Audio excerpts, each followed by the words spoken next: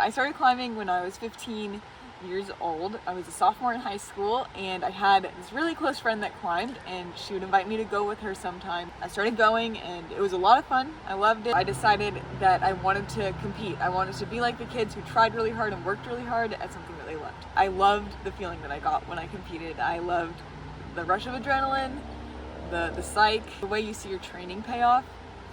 I loved it.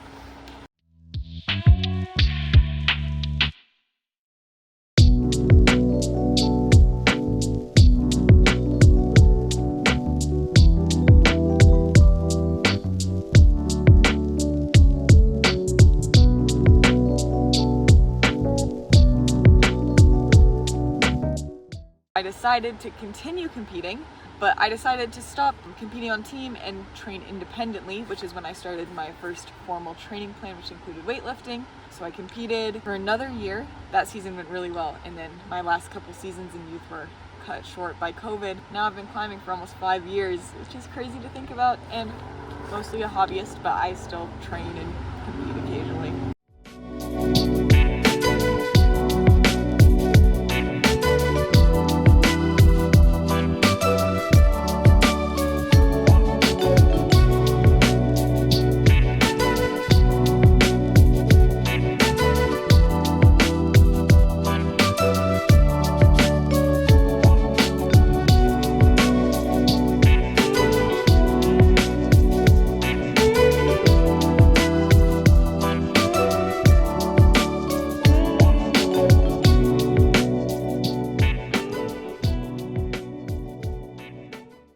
I remember once the word got out that Grace had started training, every single guy in the gym was coming up to me and telling me why what I was doing was wrong and why their way was correct. I remember specifically, I was coming in to climb. I was tired because it'd been weeks of training at this point, and this man pulls me aside and he's like, I heard you're training with this person. And I was like, yeah, I am pretty excited about it. I seem to be making gains. And he was like, I need to warn you.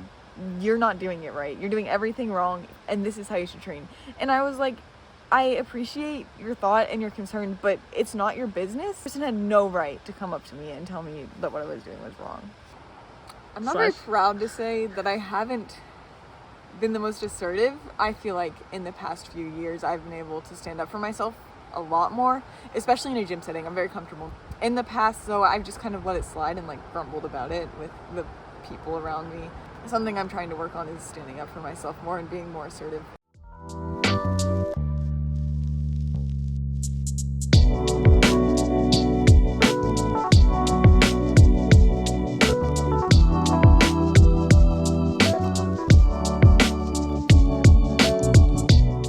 I started coaching when I was 18 at the time, and they put me with the junior team. Actually piloted the junior team at movement gyms, and it was a lot of fun. These kids are like kindergartners, and you're teaching them how to climb, and the psych is so high.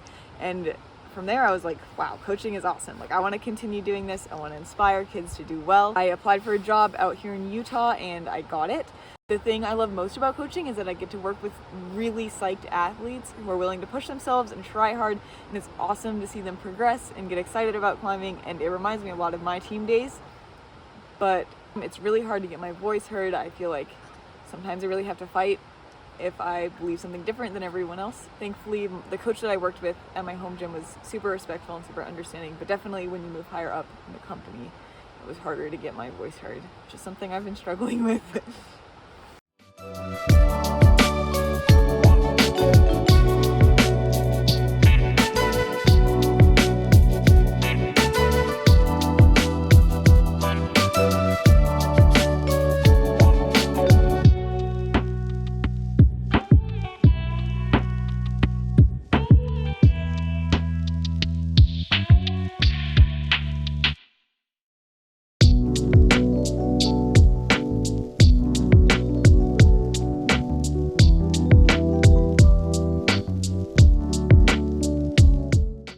But I think the reason there's been so much prejudice against women in climbing is because for years women have been marginalized, they've been kind of pushed to the side. So it's natural that it would carry into something that's male dominated.